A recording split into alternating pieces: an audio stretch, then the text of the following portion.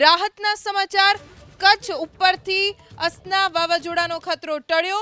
ગુજરાતના માથે મંડરાયેલો હતો વાવાઝોડાનો ખતરો જે આખરે ટળ્યો છે કેમ કે કચ્છને સ્પર્શીને વાવાઝોડું આગળ નીકળ્યું। હાલમાં કચ્છ જિલ્લામાં માત્ર છૂટોછવાયો વરસાદ રોકાયો પણ હજુ અનેક શહેરો જળબંબાકારની સ્થિતિમાં છે।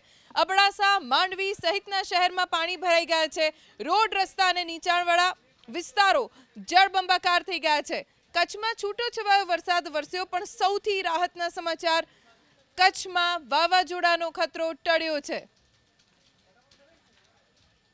કચ્છને અડીને અસના વાવાઝોડું પાકિસ્તાન તરફ ફંટાયું અને મોટી રાહત કચ્છને જો કે રાજ્ય સરકાર તરફથી તમામ તૈયારીઓ કરી લેવામાં આવી હતી। કોઈ પણ પરિસ્થિતિ સામે લડી શકવા માટે સરકાર સક્ષમ હતી।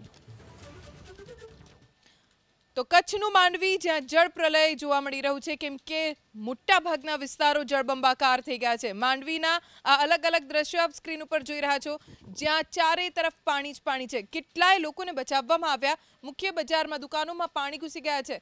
ક્યાંક તો ઘૂંટણથી પણ ઉપર પાણી ભરાઈ ગયા છે। માંડવીમાં લાલા ગામ જ્યાં ચારે તરફ પાણી જ પાણી છે। કમર સુધીના પાણીમાં રહેવા માટે લોકો મજબૂર બન્યા છે। સેનાએ આ સ્થિતિમાં મોરચો સંભાળ્યો।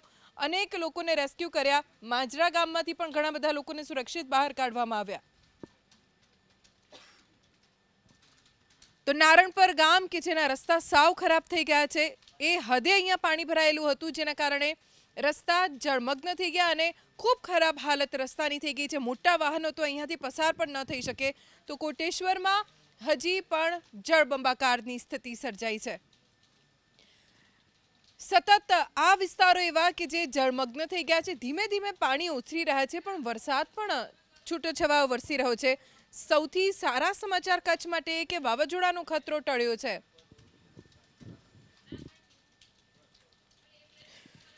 દેવભૂમિ દ્વારકા કે જ્યાં પણ જળબંબાકારની સ્થિતિ સર્જાઈ છે અને ચારે તરફ તબાહીના દ્રશ્યો જોવા મળી રહ્યા છે।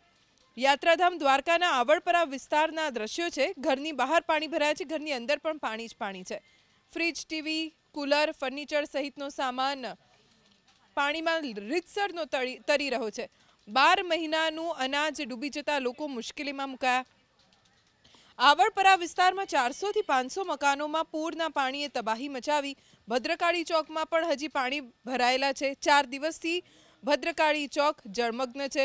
વરસાદી પાણી ઉપરાંત ગટરના પાણી પણ રસ્તા ઉપર ફરી વળ્યા। અહીં આવેલી દુકાનો, હોટલમાં પાણી ભરાઈ ગયા છે।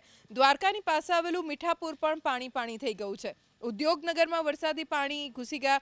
5 દિવસથી પાણી ભરાયેલા ઘરમાં લોકો કેદ થઈ ગયા છે।